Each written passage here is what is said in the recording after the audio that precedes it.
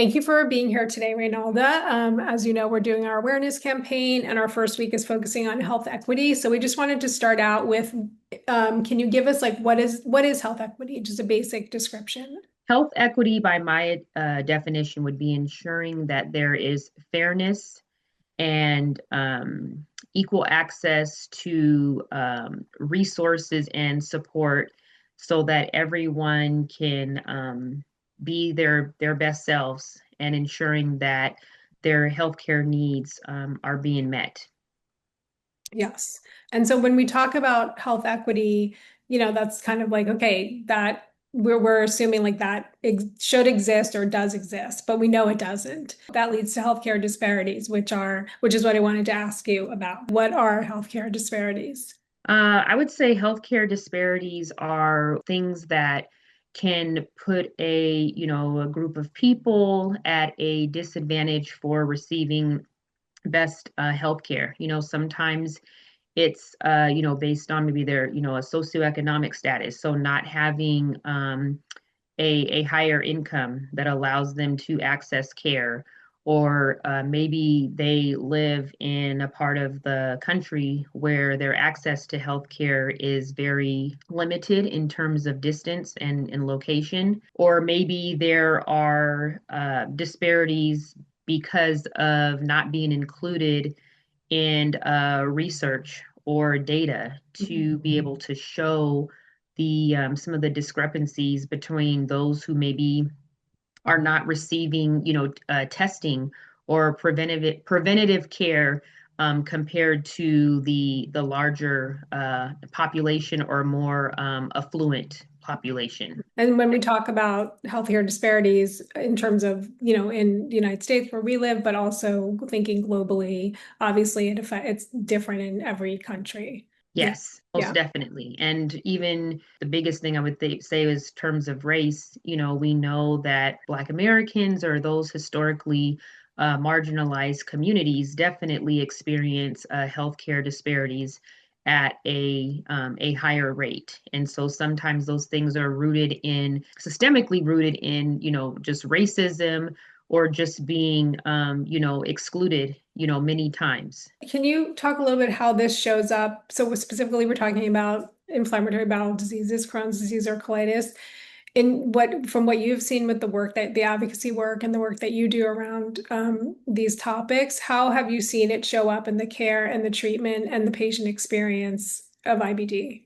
So, not necessarily in my experience at initial diagnosis or so far in my care, but I have heard many stories of those in the IBD community who have had a lack of diagnosis in terms of timeline, have gone many years with, saying to their doctor, something doesn't feel right, something's off, I'm having all of these symptoms, and then either not being believed, maybe just thinking that someone is, seeking drugs, or not being given the proper, test or exams to be able to even confirm whether or not they have, IBD. And so this timeline then means that by the time someone may actually get a diagnosis, so much damage has been done. Their severity of their diagnosis has escalated very rapidly, and then they need, more enhanced care than they would have had it been discovered when they first were expressing that they weren't feeling well and having symptoms. I've also heard, challenges of people not being able to find, gastroenterologists or specialists in their community to be able to even see someone, and then having to have financial burden by traveling further outside of their area just to receive care. Or maybe the care that they are receiving is not great because the provider themselves just is incompetent somewhat in the care, or they're receiving mixed messages from different specialists, and no one's in sync in being able to provide care to them. And I would say maybe even in my own experience, I wouldn't say necessarily continuity of care, but many times I'm finding that we're not getting maybe a well-rounded response in care. Mhm. So we're seeing, a gastroenterologist, and maybe our primary care provider is involved in care, but then maybe there's a conversation that needs to happen with a dietitian. Are we being referred to a dietitian or even a hematologist to be able to look at, our iron levels? Many times, if we're not asking some of those, questions, we're not getting referrals to those additional specialists that can then help us in overall in our care with IBD. Yeah, for sure. And I've even, when I've spoken to a few people, they've told, because historically people didn't think of IBD outside of, Ashkenazi Jews or other populations. And now it's certainly not that. It's certainly, unfortunately, more widespread. So I think that's been another issue that people have said is like doctors assume all these other things and they don't think of that as a possibility. And that also delays the diagnosis.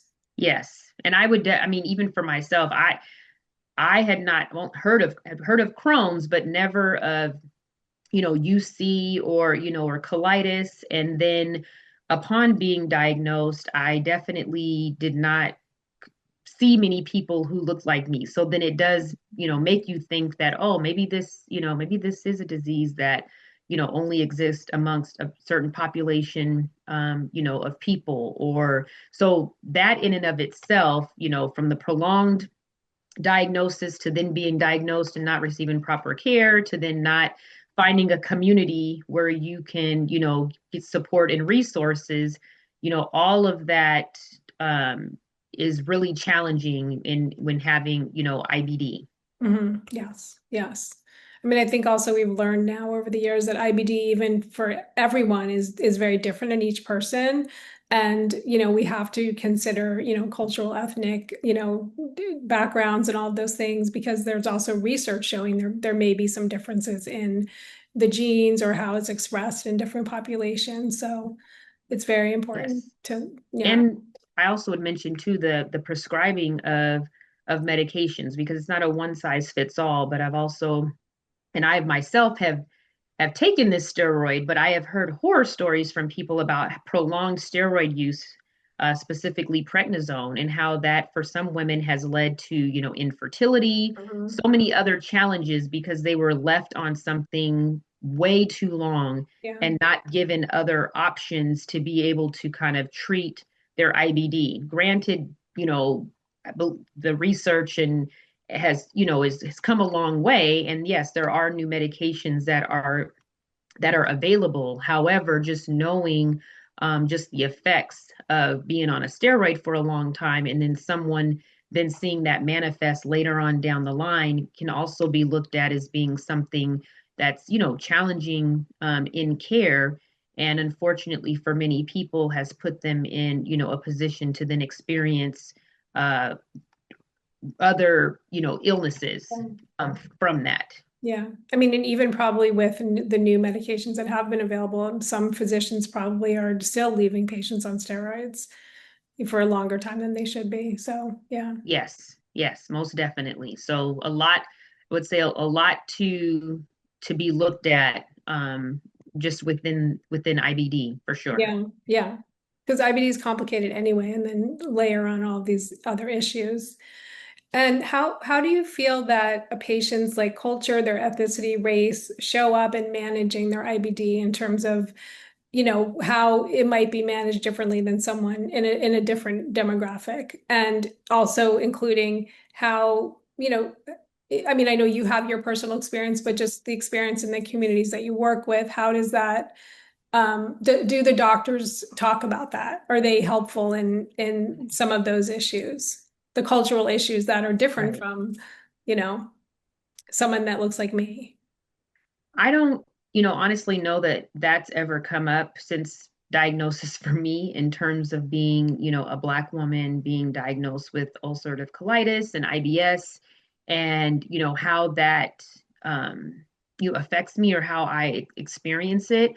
Whether it's, I won't say an oversight or just maybe a conversation that's not comfortable for providers that I've had. But definitely for me, the isolation in the beginning and just the lack of finding community weighs on you heavily, especially if there's no one else in your family that has a history of IBD, and then in terms of trying to explain to them what IBD is, Mhm. and hoping that they're, willing to be, of, support, or have compassion for all of those things that, you're going through. And so, culturally, we have this, stigma about, sharing, things that are pretty personal. And if anyone who's, not aware, inflammatory bowel disease has some symptoms that are very personal and many times would be embarrassing to most people to even want to talk about. So Yeah. imagine, being diagnosed with something, you're experiencing all these symptoms, sharing them with your doctor, but then to turn around and have to share them with someone, in your family or who's close to you, and not knowing if the reaction they're going to have is, oh, is that, something I'm going to get, or why would you, I've heard people say that someone's like, well, why would you want to tell anybody that? Mhm. And so then that then further can push people into, a state of like depression, which then you have all this mentally, how much it wears on you, not just physically. And if you're someone whose, cultural background is rooted, in, the foods you eat, or, the things that you do on a daily basis, I mean, IBD disrupts that. Mhm. You're moving forward, you're having to think about, how can I enjoy the traditional foods that I love without saying, well, I can't have them, or really compromising maybe, the taste or how you're able to cook them, just so that you don't irritate your gut. I would say, just in the Black community in general, taking health matters seriously has not always been a big thing. And so encouraging people to see a doctor, and then when you do see a doctor, if you go through all the previous things that I mentioned in the disparities, and then, it's just kind of a ripple effect Yeah. that it just is a burden that other, racial groups may not, experience, especially when they're seeing more support and community.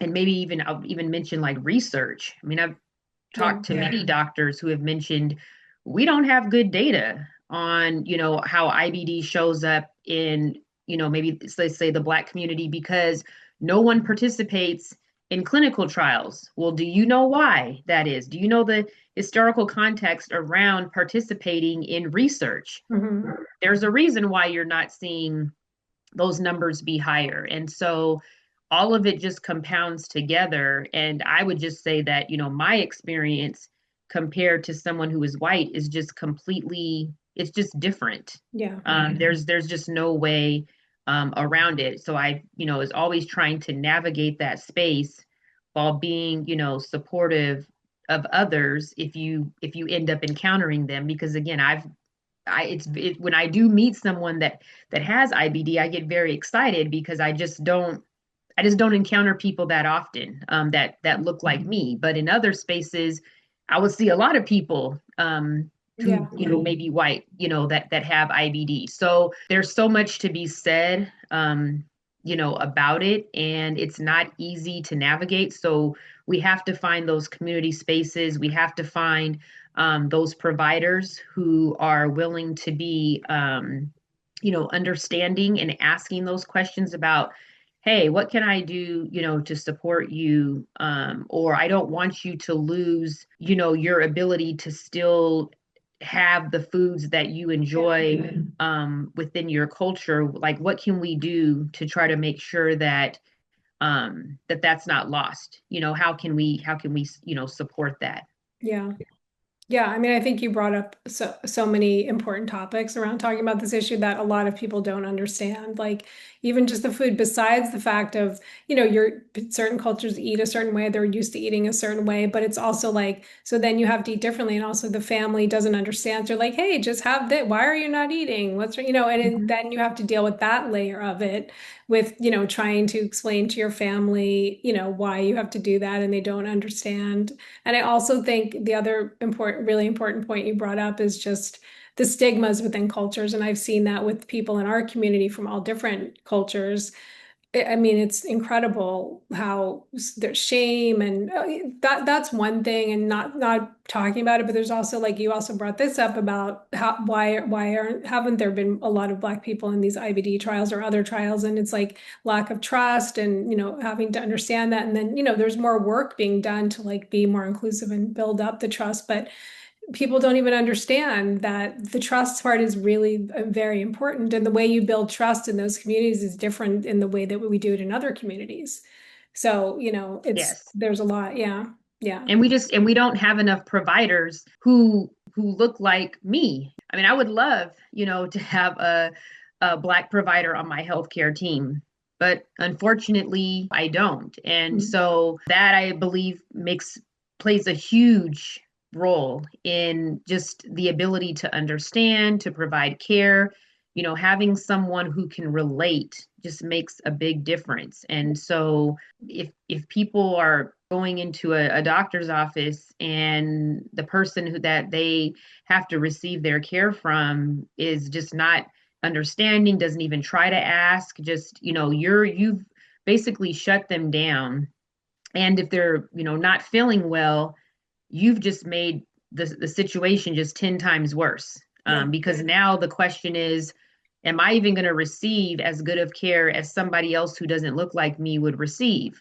Maybe not. So Right. how do I know that I'm getting the best care? Or if I'm not, what do I do? Because the next person that I'm probably going to have a chance to see is might not be any better. So there's all this doubt, to the point where then maybe people will just say, well, forget it. I'm not even going to receive care. I'm just going to continue to suffer and not feel well. And that's scary, because for those who don't know, within IBD, most times you're not staying at, kind of a mild stage, I would say, if you in terms of starting early, but it, can progress over time. And at some point, I mean, you could be, losing your colon for not having, proper care. And I think also like we talk a lot about in the IBD community about feeling empowered and being able to like speak up for yourself, but that's hard, especially in a from a marginalized community, if you're not used to that, or that's not like the power structure that you grew up in. And also it takes time. Like when you're first diagnosed, I mean, some people are naturally going to be a certain way, but people who aren't, like I wasn't like this. I was like a little timid and not like wanting to like push back on things or ask for things. And it's like I've really had to learn just to advocate for my son more. But that doesn't, and that's a lot of burden on the patient anyway to have to do that. Yes. But unfortunately, it is possible. And we do know that that makes a difference. But again, that doesn't always happen right away when you're first diagnosed. It could take, you're just trying to manage everything, and then it takes a while to get to that place to feel safe doing that.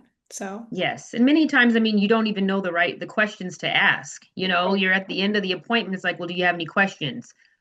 I don't know, Yeah. because I just got hit with something heavy, and now you want me to ask some questions. I don't know what to ask. I need to think about it, try to process it, or I mean, then the question becomes, well, then what can you provide to me as I leave from here that can make me feel a little bit more informed or empowered? And so I think it starts definitely with having a good provider who can say, or can see like, this is scary.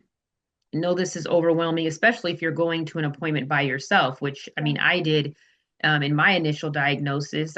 There was no one with me. So I'm just Mhm. kind of left stuck thinking, like, what is really going Yeah. on here? But if you don't have a provider who's saying, hey, I know this is a lot. Like, I want to support you, let you know that I'm going to make sure you have the best care, possible. Here's some things maybe to think about, and let's engage, or not engage, but let's have a follow up where we can really Yeah. go over some things once you're able to think about it, come up with some questions that you'd like to ask.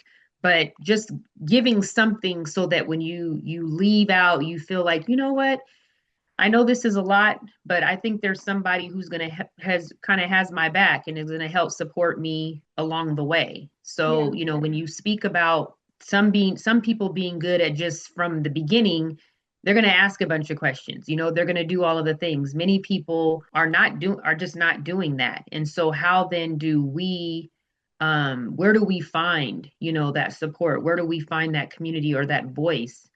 And, many times it starts with someone else who can kind of ignite. Most of us have, I believe, somewhere inside of us, we just need somebody to really support and just let us know that they're there to listen and to encourage.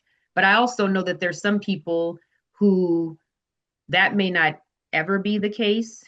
Right. And many times, those of us who are willing to advocate, we're doing that not only for ourselves, but for other people. Yeah. I think that's what's so important about, you and I having these conversations is that not everyone's going to ever get to that point. And Yeah. so, how do we ensure that we're doing work that can support, everyone? Because all of this is very, yes, meaningful for me as a patient, but it's also meaningful for other people who I know they struggle in that area or they just Yeah. don't know how. So Yeah. I have to look at it from a lens of, yes, it's for you as the patient, but there's somebody else out there who needs that as well. I think you brought up something really important. You were talking about like if you go see your doctor and then especially when you're first diagnosed and then do you have any questions? And then, I mean, I think it would be really great if providers could say, I know this is a lot and you're probably going to have questions. Let's, make a plan to like talk or have a telehealth, whatever it is in like a week or whenever to like, kind of follow up. And I mean, obviously there's so many issues with health insurance and all of that to be able to do that. But that's really important because that kind of leads me to our next topic, which is going to be advocacy. But just knowing like you and I have both been involved at DDW and the communicating with your doctor events, we talk about all these things that are so helpful and important for patients and providers. But I always feel like we know all of these things, but it's not trickling down to where people need it enough. I mean, and I know that's just the way things are, but I always feel like how can we reach more people? How can we reach more providers, really? Because besides them not being culturally sensitive, some providers are not even doing the best, they're not using best practices for treatment. I hear it all the time from people, like they got diagnosed and the doctor is recommending something that's really not, what the patient should be doing. So I think that's one of my frustrations is like advocacy, but how do we get it to people that really need it? Yeah. And I think it goes back, I mean, to your original question about what is health, equity. It should be a part of how we receive care. Yeah. It shouldn't even be a question so that we can live our best, most healthiest lives. Those that to me is just so simple. Yeah. But as we know, it's not happening. And so, having patients involved in spaces to be able to give feedback, I think are so important. Many times providers are not, hearing from, patients or those in research are not hearing from patients who are impacted the most Right. by, decisions being made, how care is, being administered. I don't think I've ever had, I shouldn't say that. Yes, I've seen patient surveys that many times come from a visit, with a Yeah. provider, and you give feedback and you hope that somebody's reviewing it and deciding to make some improvements. Yeah. But, when have we ever had conversations with an actual provider and said, hey, how do you ensure, whether it's culturally responsive care, how do you make sure that your patients feel like they are getting, equitable care? Are you asking the same questions of everyone? Are you, what is your practice believe, about for each patient that comes into your office to make sure that when they walk out, they feel a little bit, more empowered or supported than when they first, walked in.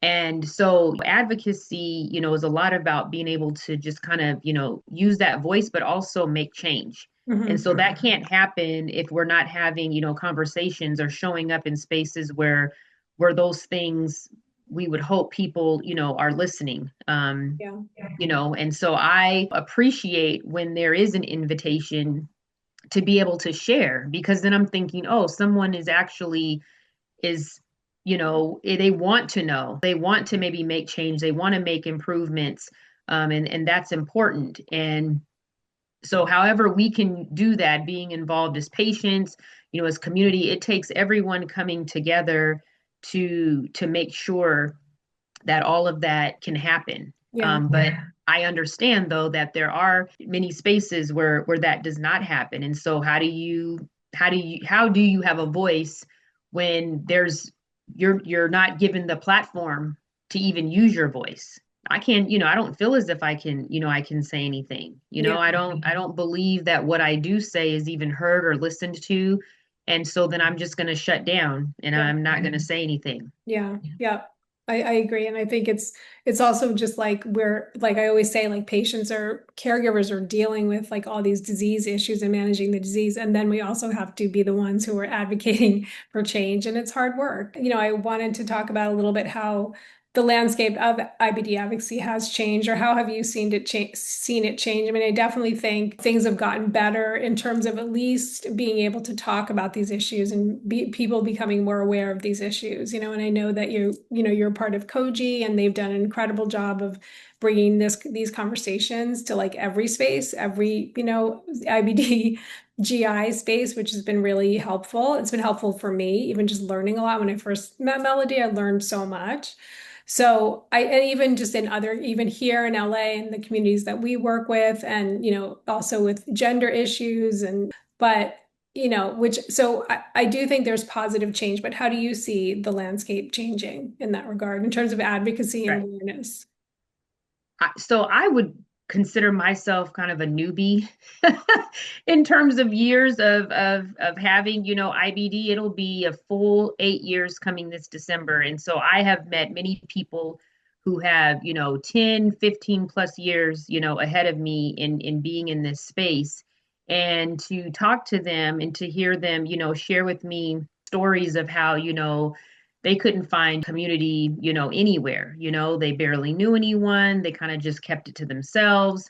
They may not have had family who were supportive. They've just kind of, continued to live with it, and that's just what it is. To now, for me, I would say kind of at diagnosis, Crohn's and Colitis Foundation was the only organization that I remember, my doctor mentioning. And it really was just a mention. I wasn't given any materials or anything. Yeah. So I still had to do some of my own research.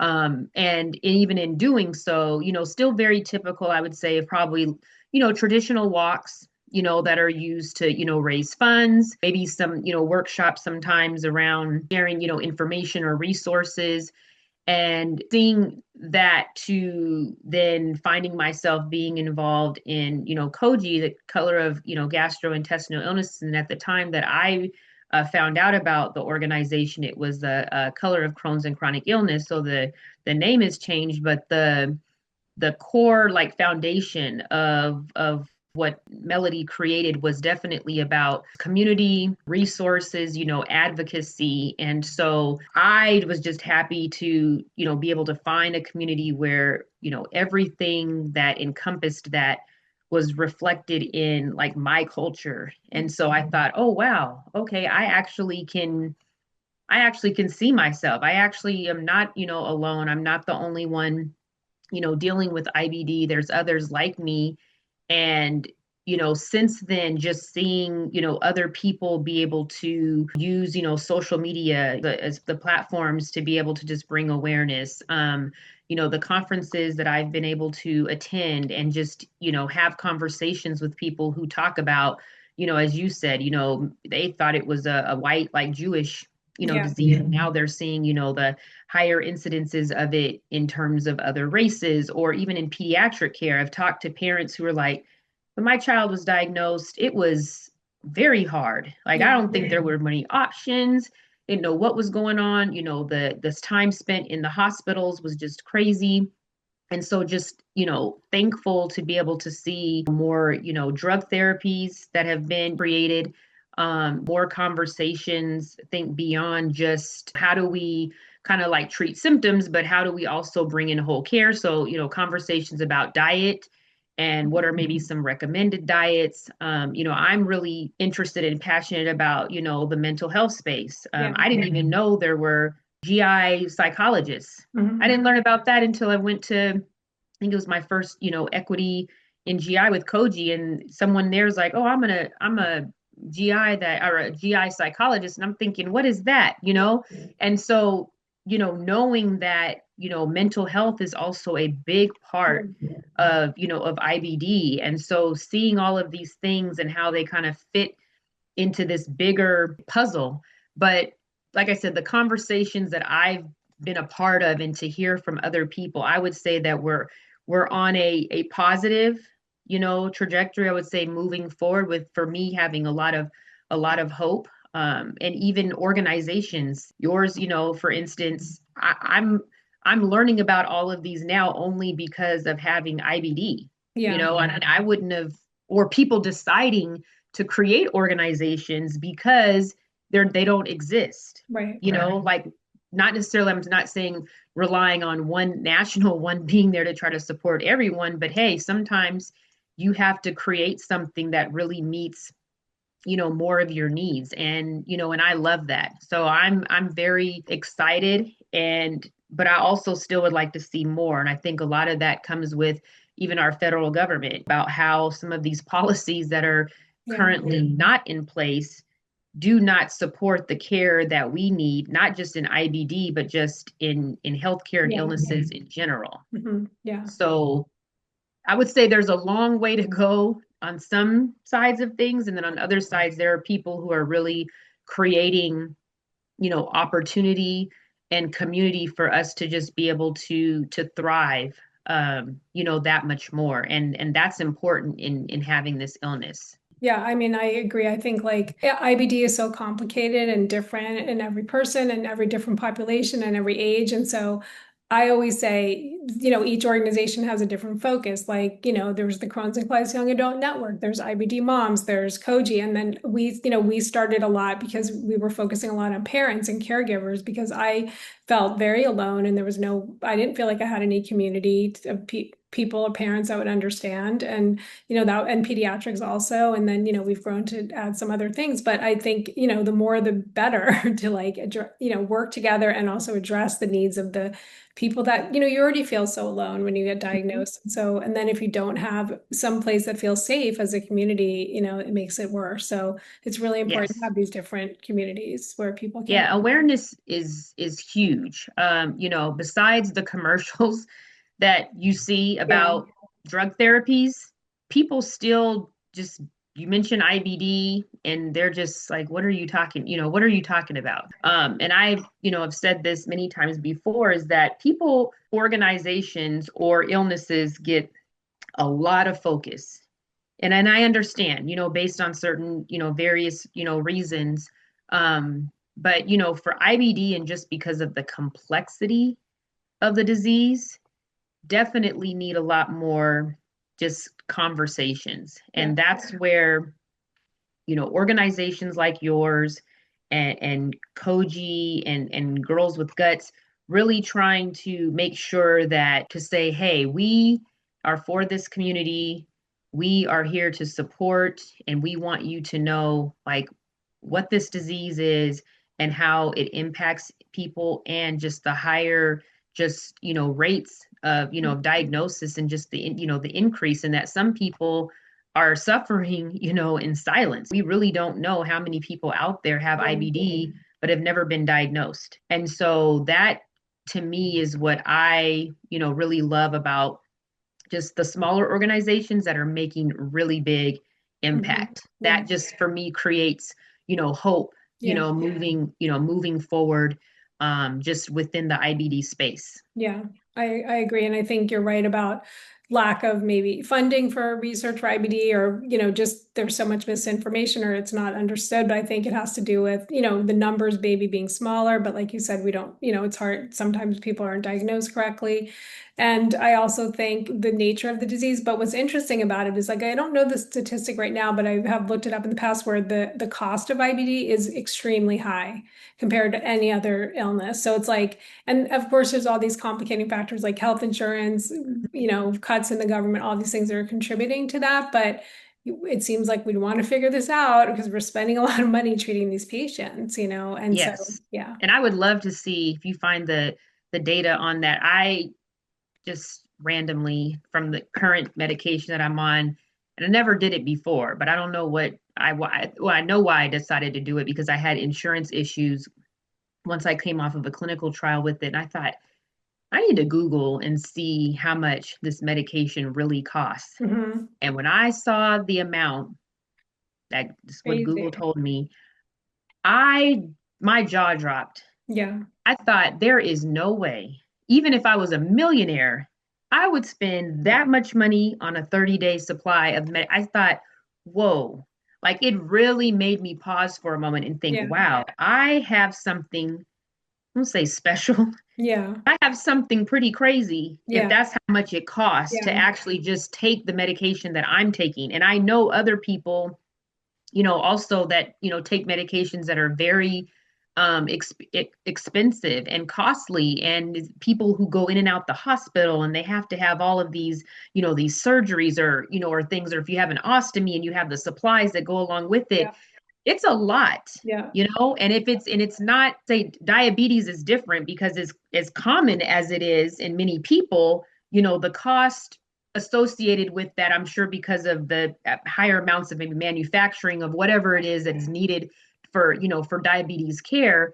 But yes, I would say that the uniqueness of the disease and the cost is very extreme. Hmm. And I like I said, I was shocked. Yeah.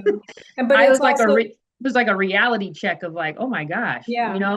Yeah, and but it's also just like the other things we were talking about before, of like delay not getting diagnosed, and then the disease being so progressive, which is something that I feel like in the past 2 years at DDW, they've talked a lot about, like, prevention and also progression, and just saying like people have to be put on meds immediately, especially if they have like, moderate to severe disease. And so it's like, delaying diagnosis, or, having to go to the ER all the time, that's costly. Like all of these things contribute to, the cost being so high of, like, Yes, not being yes, diagnosed correctly, not being treated correctly, not being able to contact your doctor when something's going on. So you end up going to the ER, like all of those things. So yes. And yeah. when I had to go through an appeal process with my insurance provider for the medication, that's one of the things that I know my doctor was very, I mean, I know he had even a personal phone conversations with some people's about you attempting to determine what I know and is best for my patient to be taking, and then trying to then,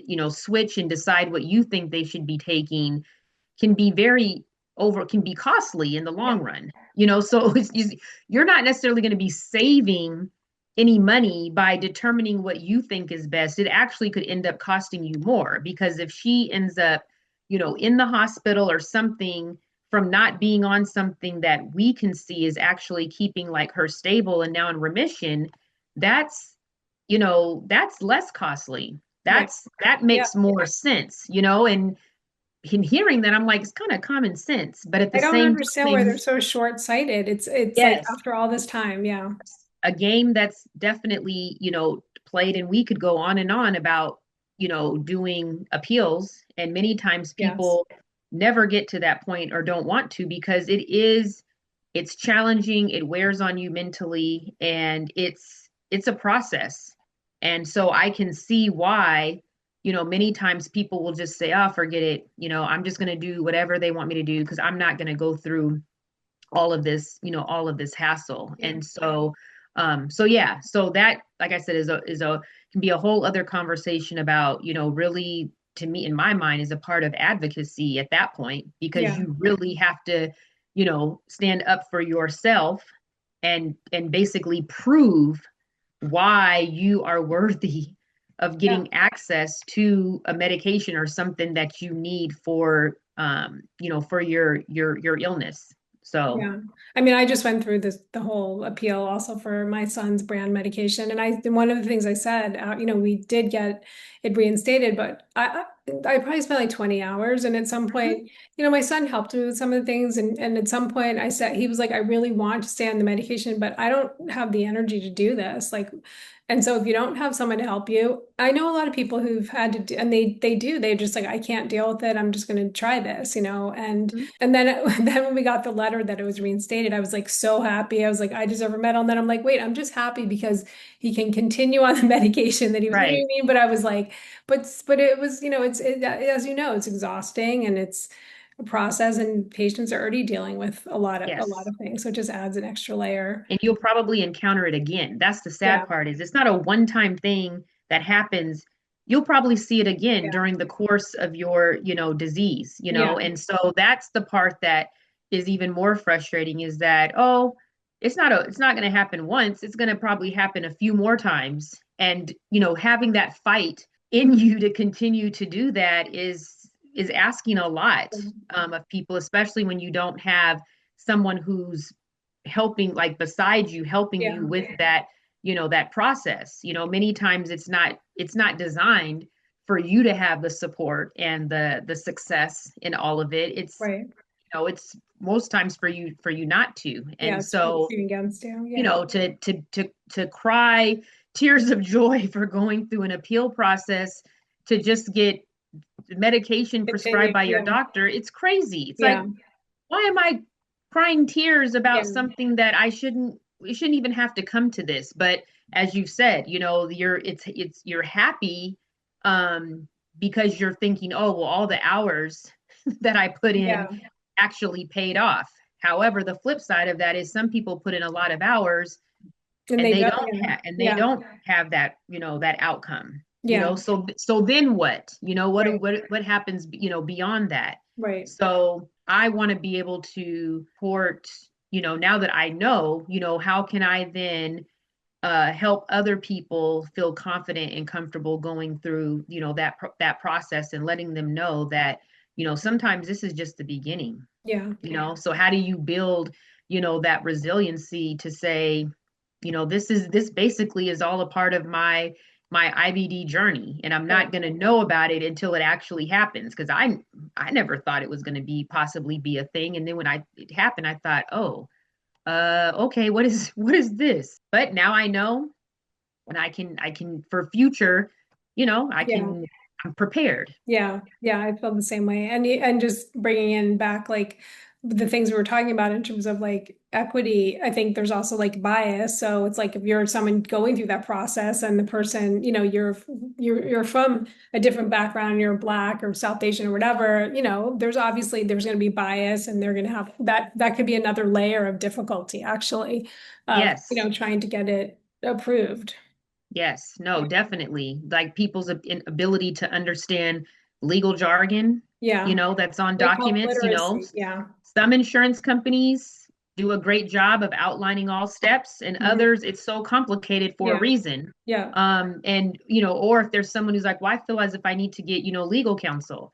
Everyone doesn't have the fund, Yeah. the money to be able to get someone to help, a professional to be able to Right. help them navigate through something legally. So that, like you said, the biases, sometimes the discriminatory practices that happen in many of these processes. I would say that, especially for maybe the illness that you have, Yeah. how many are approved for one illness, versus another, or when do you pick and choose, which chronic illness is going to have to go through all these hoops for things. It can be very discriminatory. That's not Yeah. equitable. Nothing Yeah. about that is equitable. Right. So, we, again, as we're talking, we keep coming back to that health equity piece, that's just, nowhere close, to where it needs to be, and why these conversations, are so important. Yeah. Yeah. Exactly. No, I totally agree. And then kind of just to like leave people with something actionable or hopeful or something. Um, what do you think patients and caregivers can do if they want to get involved in decreasing health inequities and advocating more? There's anything that you can think that, like, how did you get involved and what do you think other people, just like simply, it doesn't Yep. have to be like a whole thing, but just simple things. I would say, be curious, about even getting involved, just having a thought about, being involved is, important, so that then you may, take that first step in, looking up an organization, or starting to follow, an organization online, or someone online who, is involved in something that you may then yourself get involved in. Also, you're going to get into advocacy, you have to be vulnerable. Nothing about advocacy, unfortunately, is going to be able to really, I would say, kind of, shield you from some of the things that you may not want to talk about. If you're going to be an advocate, many times you're sharing your story. And so Right. being vulnerable and sharing that story, no matter how, you may feel it could, bring shame, embarrassment, or whatever, you do have to be vulnerable in doing so. But I do believe that there's liberation and freedom that comes from sharing your story that can make impact, on others. Mhm. So there's, I would say, more organizations now out there than there were before, but many of them are wanting, people to get involved. Many times that's the hard part is, finding people who are willing to give, some extra time to support, but you can do so. And even if you don't want to team up with an organization, just you yourself, if you're on social media, record yourself, Yeah. sharing your story, or sharing, a situation that may have occurred for you. And, maybe if you weren't able to resolve it, maybe asking, does anybody have, any ideas or, thoughts on how maybe I could best navigate this? But just kind of, putting yourself out there. There's a lot of even community groups. I found some, on Facebook Yeah. that people just start conversations, and the next thing you know, you have a bunch of people who are, asking, sharing whatever it may be. They feel comfortable in that space. Yeah. So, and if you're for your doctor, if you're going to see your doctor, just start saying something. And if you're nervous about it, write it down and just read it Yeah. verbatim. Just Yeah. don't just say, this is the person that I need to see that is supposed to be giving me the best care. I have a right to be able to ask questions. Yeah. I also have a right to find another provider if the one that I have is not meeting my needs. Those are rights that you Yeah. have, and it's okay. You don't have to keep the same doctor that you've had forever. You can move on and find someone else. Mhm. So those, to me, it's about, being curious, being vulnerable, your willingness just to kind of, find, a community of people who, believe me, are out there. They are out there, and just get the conversation, going. Or Yeah. if there's events, if you see local, events, show up, for those, as well. Those are great spaces to meet people. That's how I've met a lot of people, is going to something and then, just starting, a conversation. Yeah. Yeah, I agree. I mean, I do think, there's a lot of issues with social media, but I have to say for this kind of thing, it's been very helpful for me when we first started. Just I met so many people, and I think that's a good jumping off point. And another thing I thought of when you were talking, when you mentioned your provider, is like, if you like your provider, you can also say, hey, is there someone else? Do you have another patient or family that looks like me or that I can talk to? That's also a way to start, and that's, Yes. starts a Yeah. connection. So I think And we that, need more of that. I mean, yeah, honestly, I understand like HIPAA, and yeah, protect, patients, information, but really would like to see more providers in their offices, set up opportunity for patients to really be able to connect, especially in something such as IBD, where yeah, many times people are just very, just feeling isolated and lonely. Um, as it, newly diagnosed, or even having been diagnosed for a long time and still just not finding what they need, but figuring out ways to connect patients, yeah, and keeping patients in mind, or, that may be, good to have conversations with, just linking them together. I think there's a lack of that.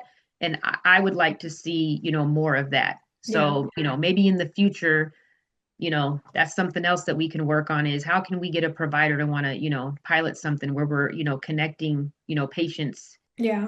to each other, I or, think, I think, support. yeah, I definitely have always, I mean, we work pretty closely with Cedars, but still, I always feel like there's so much more that we could do to collaborate because I understand doctors and hospitals are busy. I mean, it's at the hospital, their IBD center, but they have a lot going on. They can't always address everything. So it's like we're kind of like a bridge, but it can be utilized more, like really partner with an organization that can do that. And so it's really just to support the patients more and provide more resources. So I think that's a really important point. Yes, absolutely. Yes. Well, thank you, Reynalda. That was really a great conversation, and we appreciate you taking the time to meet with us. Yes, thank you so much for the opportunity. And I'm always open for anyone that, has any, questions or is looking for any resources. That's definitely something that I love. being able to do as a, an IBD patient and advocate. Yes, great. And we'll share your contact information and everything also. So thank you. You're welcome.